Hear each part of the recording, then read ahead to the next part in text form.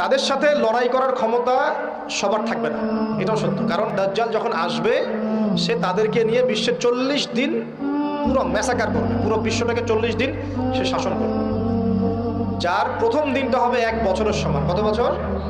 কিভাবে হবে আল্লাহ জানেন, আমি ব্যাখ্যা করতে পারবো না।